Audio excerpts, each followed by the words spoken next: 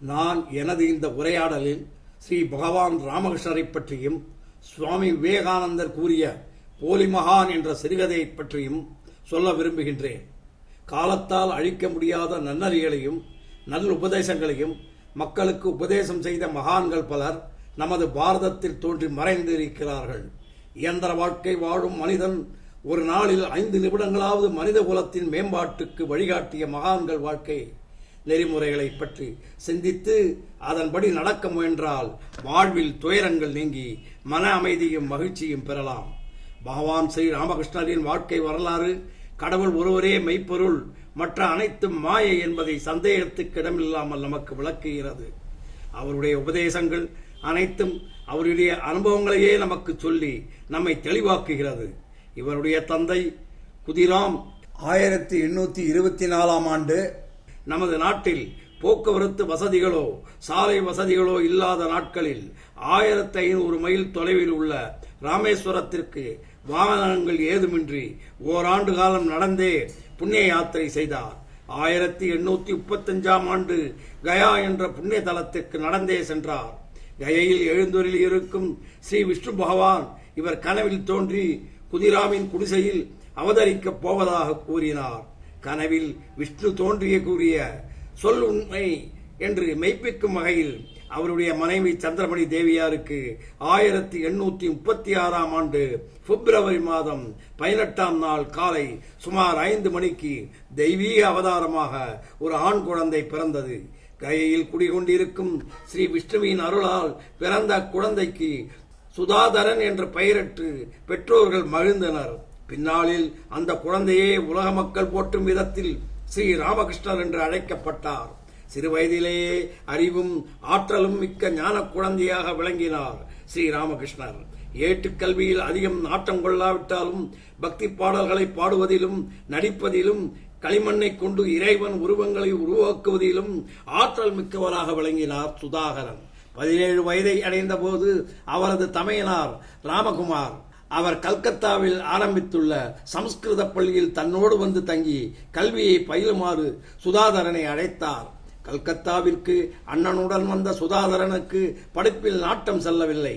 அண்ணனிடம் வயிற்று பிழைப்பிற்காக கற்றுக்கொள்ளும் படிப்பு எனக்கு தேவையில்லை, கடவுளை காட்டுகிற படிப்பே எனக்கு வேண்டும் என்று கூறிவிட்டார். அந்த நாட்களில் கல்கத்தாவின் அருகில் உள்ள தட்சிணேஸ்வரம் என்ற இடத்தில் காளி கோவில் ஒன்று கட்டப்பட்டது. ஆன்மீகத்திலேயே நாட்டம் கொண்டிருந்த ஸ்ரீ ராமகிருஷ்ணர் அந்த கோயிலின் பூசாரியாக பணியாற்ற முன்வந்தார். காளிதேவி மேல் பற்றுக்கொண்ட ஸ்ரீ ராமகிருஷ்ணர் பூஜை நேரத்தில் தன்னுடனேயே மறந்து காளி பூஜையே ஐக்கியமாகி விடுவார். காளிதேவியை நேரில் காண வேண்டும் என்ற ஆதங்கத்தில், அம்மா நீ உனது தரிசனத்தை எனக்கு கொடு என்று ஸ்ரீ ராமகிருஷ்ணர் பிரார்த்தனை செய்து கொண்டே இருப்பார். மணிக்கணக்கில் தேவியின் சன்னதியில் கச்சிலை போல் அமர்ந்து தியானத்தில் மூழ்கி விடுவார். காளியை காண முடியவில்லையே என்ற ஏக்கத்தில் ஒரு நாள் கோயிலில் இருந்த வாளை எடுத்து கழுத்தை வெட்டிக்கொள்ள போனார். அப்போது ஒளிமயமாக காளிதேவியே அவர் முன் தோன்றி மறைந்தார். காளிதேவியை கண்ட மகிழ்ச்சியில் காளி காளி என்று சதா சர்வகாலம் காளியின் பெயரையே ஜபம் செய்து கொண்டிருந்தார். பெற்றோர்கள் அவருக்கு பைத்தியம் பிடித்து விட்டது என்றே எண்ணினார்கள். ஸ்ரீ ராமகிருஷ்ணருக்கு திருமணம் செய்து வைத்தால் இல்லற வழிக்கு வந்து விடுவார் என்று எண்ணிய பெற்றோர்கள் அவருக்கும் சாரதா தேவி என்ற பெண்ணுக்கும் திருமணம் செய்து வைத்தார்கள். திருமணத்திற்கு பின் மீண்டும் தட்சிணேஸ்வரம் வந்த ஸ்ரீ ராமகிருஷ்ணர் ஸ்ரீ ராமபிரான் மேலும் பற்றுக்கொண்டு அவர் சிலையையும் வைத்து வணங்கினார். காசிக்கு யாத்திரை சென்று சிவபெருமானை தரிசித்து பெரும் வேற்றையும் அடைந்தார். தனது 28வது வயதில் ஸ்ரீ ராமகிருஷ்ணர் மகான் தோதாபுரியிடம் சந்நியாசம் வாங்கிக் கொண்டார். அப்படி சந்நியாசம் வாங்கிய பின் மிக உயர்ந்த நிலையாகிய நிர்விகற்ப சமாதியில் 6 மாத காலம் வாழ்ந்திருந்தார். எல்லா மதங்களின் குறிக்கோளும் இறைவனை அடைவதையே என்னும் தத்துவத்தை அறிந்து கொள்ள பிற மதங்களை நெறி நின்றும் சாதனைகள் பல புரிந்து அனுபூதி பெற்றார். கௌதம புத்தர், ஜைன மத ஸ்தாபகராகிய தீர்த்தங்காரர்கள் மீதும் ஸ்ரீ ராமகிருஷ்ணர் பற்று மிக கொண்டிருந்தார். இவருடைய அறையில் சமண சமயத்தை உருவாக்கிய மகாவீரர் இயேசு கிறிஸ்து முதலியோர் படங்கள் இருந்தன. சீக்கிய மத குருக்களை தெய்வீக ராஜரிஷி ஜனகரின் அவதாரம் என்றே மக்கள் கருதினார்கள். முஸ்லிம் மதத்தின் சிறப்பை கண்டறிய 1865ஆம் ஆண்டு இஸ்லாமிய தீட்சை பெற்று அம்மதத்தின் கருத்துக்களை தெரிந்து கொண்டார். எத்தனை மதங்கள் இருந்தாலும் அவைகளின் நோக்கம் அன்பும் பண்பும் நன்னறிகளையும் செய்து இறைவனை அடைவதே என்பதை உலக மக்களுக்கு தெரிவித்தார். இவர் கண்ட முடிவு பலதரப்பட்ட மதங்களுக்குள் ஏற்படும் பூசலை தவிர்க்க உதவும் என்பதை நினைத்து நாம் மகிழ்ச்சி அடையலாம். ஸ்ரீ ராமகிருஷ்ணர் தமது வாழ்நாளில் எவ்வளவோ தெய்வ அனுபவங்களை பெற்று இருக்கிறார். தாம் கண்ட உண்மைகளையெல்லாம் உலக மக்களுக்கு தந்து அவர்களையும் அறநெறியில் வாழச் செய்ய வேண்டும் என்று எண்ணம் கொண்டார். தான் உயர்ந்தால் போதாது, மற்றவர்களையும் உயரச் செய்ய வேண்டும் என்ற உயர்ந்த எண்ணத்தில் ஸ்ரீ ராமகிருஷ்ணர் வாழ்ந்தார். நல்ல பண்பாடு கொண்ட இளைஞர்களை சேர்த்து நாம் கண்டறிந்த ஆன்மீக உண்மைகளை அவர்களும் அறியும்படி செய்து உலகத்தார் எல்லோரும் உயர வழிவகுத்தார். அவரது இளைஞர் குழுவில் தாம் பெரிதும் நேசித்த நரேந்திரன் என்பவரை தேர்ந்தெடுத்து தமக்கு பிறகு இளைஞர்களை பாதுகாக்கும் பொறுப்பை அவரிடம் ஒப்படைத்தார். அந்த நரேந்திரரே உலகமே வியக்கும் வண்ணம் இந்தியாவின் ஆன்மீக பெருமைகளை வெளிநாடுகளில் பிரசங்கம் செய்து பாராட்டு பெற்ற ஸ்ரீ விவேகானந்தர் ஆவார். ஸ்ரீ ராமகிருஷ்ணரை முதுமை நெருங்கவே உடலும் தளர்ந்து கொண்டே வந்தது. உடல் நலம் சரியில்லாமல் பேச முடியாத நிலைமைக்கு வந்த அவர் தன் பக்தர்களுக்கு நரேந்திரன் உலகத்திற்கு போதிப்பான் என்று காகிதத்தில் எழுதி காட்டினார். தன் குரலாக விவேகானந்தரின் குரல் உலகமெல்லாம் ஒலிக்கப் போவதை ஸ்ரீ ராமகிருஷ்ணர் அடிக்கடி பக்தர்களுக்கு உணர்த்தியுள்ளார்.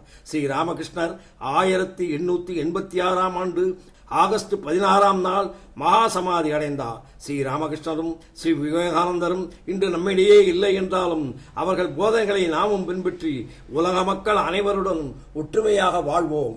சுவாமி விவேகானந்தர் கூறிய போலி மகான் பற்றிய கதையை உங்களுக்கு நான் சொல்ல விரும்புகின்றேன். ஒரு தீயவன் குற்றம் ஒன்றில் அகப்பட்டுக் கொண்டான். தண்டனையாக அவனது மூக்கை அறுத்து விட்டார்கள். மூக்கில்லாத தன் முகத்தை வெளியே காட்ட வெட்கப்பட்டு தன்னையே வெறுக்கத் தொடங்கிய அவன் காற்றிற்குள் ஓடிவிட்டான்.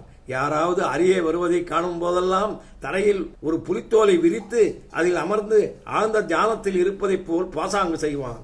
இந்த செயல் மக்கள் அவனை நெருங்காமல் செய்வதற்கு பதிலாக கும்பல் கும்பலாக அவர்களை அவனிடம் ஈர்த்து காட்டு வாழ்க்கையை தன் வாழ்க்கை வசதியாக அமைத்து விட்டது. கும்பல் கும்பலாக அவர்களை அவனிடம் ஈர்த்தது.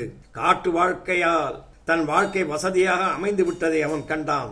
ஆண்டுகள் பல கடந்தன. எப்போதும் மௌனமாக இருக்கும் அந்த மகான் வாயால் ஒரு போதனையை பெற பலர் விரும்பினார்கள். அவரது நெறியில் தீட்சை பெற ஒரு இளைஞன் விரும்பினான். அங்கேயே தங்கியிருந்தான். தன் கீர்த்திக்கு பங்கம் ஏற்படும் என்று எண்ணிய அந்த போலி மகான் தன் மௌனத்தை கலைத்து அந்த இளைஞனிடம் மறுநாள் வரும்போது ஒரு கூரான கத்தியுடன் வரச் சொன்னார். அந்த இளைஞனும் மகிழ்ச்சியுடன் மறுநாள் அதிகாலையிலேயே ஒரு கத்தியுடன் வந்தான். மூக்கிழந்த மகான் அந்த இளைஞனை காட்டினுள் தனித்த இடத்திற்கு அழைத்துச் சென்று அவனது மூக்கை அறுத்து விட்டார்.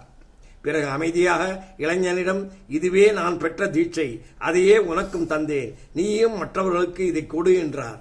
வெட்கத்தால் குன்றி போன இளைஞன் இந்த தீட்சை ரகசியத்தை யாரிடமும் சொல்ல முடியாமல் இளைஞன் குருவின் ஆணையை இயன்ற அளவு நிறைவேற்ற மூக்கிருந்த மகான்களின் தனிப்பிறவை நாடெங்கும் பரப்பினான். போலி மகான்களிடம் உபதேசம் பெறச் சென்றால் மூக்கருந்தவன் நிலைதான் ஏற்படும். ஆகவே உண்மையான மகான்களை நாம் நாடி அவர்களை பின்பற்றி அவர்களுடைய நல்ல போதனைகளை நாமும் ஏற்று அதன் பின்பற்றி நடந்தால் உலகமே ஒற்றுமையுடன் வாழ வழிகாட்டும் பணியில் நாமும் ஈடுபடலாம். ஸ்ரீ ராமகிருஷ்ணாய நமகா. ஸ்ரீ விவேகானந்தாய நமகா.